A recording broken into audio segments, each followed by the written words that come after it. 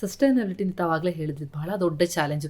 ಆರಂಭದಲ್ಲಿ ತಾವು 100-150 ಜನರಿಗೆ ಟ್ರೈನಿಂಗ್ ಕೊಡೋ ಸಂದರ್ಭದಿಂದ ಹಿಡಿದು ಈವರೆಗೆ ನಾವು ನೋಡ್ತಾ ಹೋದಾಗ ಉಳ್ಕೊಳ್ತಿದ್ರ, ಅಥವಾ ಒಂದು 4 ದಿನ ನೋಡೋರು ಆಮೇಲೆ ಕಷ್ಟ ಅಂತ ಹೋಗೋರು ಅಂಥವ್ರು ಇದ್ರ ಹೇಗೆ ಅಂತ? ಇಲ್ಲ, ತುಂಬಾ ಕಷ್ಟ. ಅದು ಏನಂತಂದ್ರೆ ರೇಷಿಯೋ ವಾಸ್ ಲೈಕ್ 10:1 ಇರ್ತಾ ಇರ್ಲಿಲ್ಲ, 100:2 or 3. ಯಾಕಂದ್ರೆ ಕಲಿಯೋ ಆಸಕ್ತಿ ಎಲ್ಲರೂ ಬಂದ್ಬಿಡೋರು.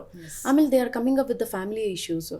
ನಾನು ಹೆಂಗ್ ಸಾಧನೆ ಮಾಡಬೇಕು, ಮಗು ಇದೆ ಹೆಂಗ್ ಮಾಡಬೇಕು. So I have experienced that because as A ಇದು ನಾನು ಡ್ರೈವ್ ಮಾಡಿದ್ದೀನಿ, ನನ್ನ ಮಗುನ ಇಟ್ಕೊಂಡು ಡ್ರೈವ್ ಮಾಡಿದ್ದೀನಿ. ಇನಿಷಿಯಲ್ ಸ್ಟೇಜಲ್ಲಿ ನಾವು ಡ್ರೈವ್ ಮಾಡ್ಬೇಕಾದ್ರೆ ಸ್ಕೂಲ್ಸಿಗೆ I was having a 7 months baby. 7 months ಬೇಬಿಗೆ ನಾನು ಚೇರ್ ಕಾರಲ್ಲಿ ಕೂರಿಸ್ಬಿಟ್ಟು ಆ ಮಗುನ ನಾನು ಅವನ್ನ ಬೆಳಗ್ಗೆ 7 ಗಂಟೆಗೆ ಮನೆ ಬಿಟ್ರೆ 9:30 ವಾಪಸ್ ಬರ್ತಿದ್ದೆ.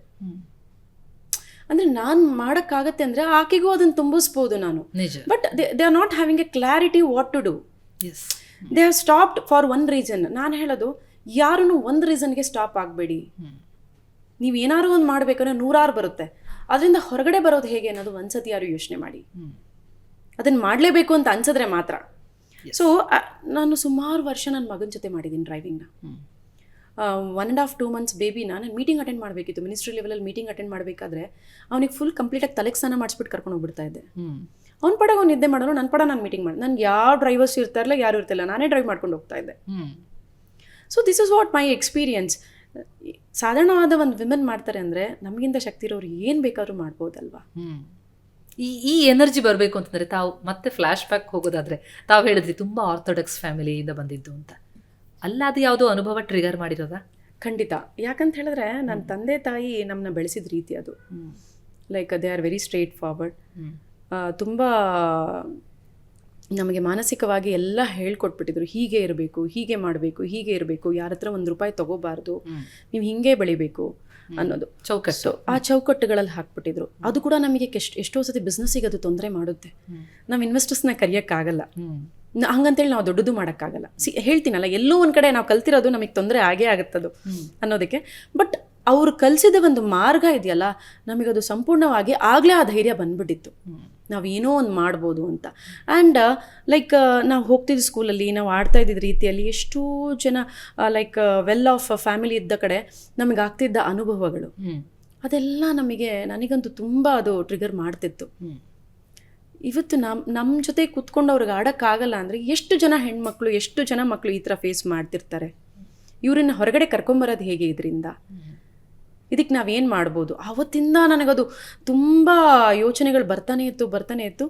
ಮೇ ಬಿ ಅದು ನನಗೆ ಮರವಾಗಿ ಬೆಳೆದ್ಬಿಟ್ಟಿತ್ತು ಒಳಗಡೆ. ಸೊ ಸೆಕೆಂಡ್ PUC ನಮ್ಮ ತಂದೆ ಹೇಳಿದ ತಕ್ಷಣ ನಮ್ಮ ತಾಯಿ ಹೇಳಿದ್ರು, ಇನ್ಶೂರೆನ್ಸ್ ಇದೆ ಅಮ್ಮ, ಇನ್ಶೂರೆನ್ಸ್ ಬಾಂಡ್ ಇದೆ, ನೀನು ಅದನ್ನು ಪ್ಲಡ್ಜ್ ಮಾಡಿಬಿಟ್ಟು ನೀನು ಏನಾದ್ರು ಓದಬೇಕಂದ್ರೆ ಓದು, still I want to support you ಅಂತ ನಮ್ಮ ತಾಯಿ ಹೇಳಿದ್ರು. ನಮ್ಮ ತಾಯಿ ಆ ಮಾತು ಹೇಳಿದ ತಕ್ಷಣ ನನಗೆ ಸಪೋರ್ಟ್ ಮಾಡಲ್ಲ ಅಂತ ತಂದೆ ತಾಯಿ ಯಾವುದೇ ರೀತಿ ಹೇಳೋದಿಲ್ಲ, ಬಟ್ ಅವರಲ್ಲೂ ಇದಿರುತ್ತೆ, ಮಾರ್ಗಗಳು ಗೊತ್ತಿಲ್ಲ. ನನ್ನ ತಾಯಿ ಇಮಿಡಿಯೇಟಾಗಿ ತೊಗೊಂಬಂದರು ಆ ಪಾಲಿಸಿನ. ಆ್ಯಂಡ್ ನಾನು ಕಾರ್ಪೊರೇಷನ್ ಇದರಲ್ಲಿ ಹೋಗ್ಬಿಟ್ಟು ಅದನ್ನು LICಯಲ್ಲಿ ಇಟ್ಟಾಗ ಐ ಗಾಟ್ ಓನ್ಲಿ ₹3,000. ₹3,000ಗೆ ನಾನು ಯಾವ ಕಾಲೇಜ್ ಸೇರಬೇಕು? Then I started deciding that ₹3,000 college ಅಂತ ಹೇಳಿದ್ರೆ ನಾನು I thought like let's go with evening college ಅಂತ. ನಾನು ಈವ್ನಿಂಗ್ ಕಾಲೇಜ್ ಸೇರಿಕೊಂಡೆ. ಮಾರ್ನಿಂಗ್ ಏನು ಮಾಡ್ತೀನಿ ನಾನು ಅವಾಗ, ಆಕ್ಸ್ಫರ್ಡ್ ಸ್ಕೂಲಲ್ಲಿ ಟೀಚರಾಗಿ ಸೇರಿಕೊಂಡೆ.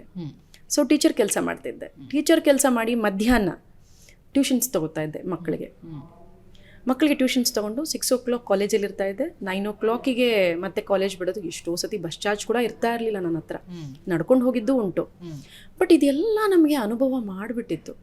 ಜೀವನ ಯಾವ ರೀತಿ ಬರುತ್ತೆ, ಹೇಗೆ ಎದುರಿಸ್ಬೇಕು, ಹೇಗೆ ತಗೋಬೇಕು ಅನ್ನೋದ್ರ ಬಗ್ಗೆ ಪಾಠ ಆಯ್ತು. ಹೌದು, ಪಾಠ ಖಂಡಿತವಾಗಿಯೂ ಪಾರಂಗತವಾಗ್ಬಿಟ್ಟಿತ್ತು ನಮಗೆ. ಆ್ಯಂಡ್ ಅವ್ರು ಹೇಳ್ತಾ ಇದ್ದಿಷ್ಟೇ ನಮ್ಮ ತಂದೆ ತಾಯಿ, ನಿಮ್ಮ ಕೈಲಿ ಆದದ್ದನ್ನು ಮಾಡಬೇಕು, ಯಾರ ಹತ್ರ ಕೈ ಚಾಚಬಾರ್ದು, ನಿಮ್ಮ ಕೈಲಿ ಆದದ್ದನ್ನು ಮಾಡಬೇಕು, ಯಾರ ಹತ್ರನೂ ಕೈ ಚಾಚಬಾರ್ದು ಅಂತ.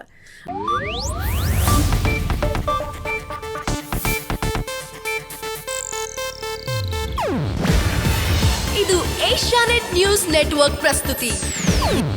ನೀವು ನೋಡ್ತಿದ್ದೀರಾ ಏಷ್ಯಾನೆಟ್ ಸುವರ್ಣ ನ್ಯೂಸ್.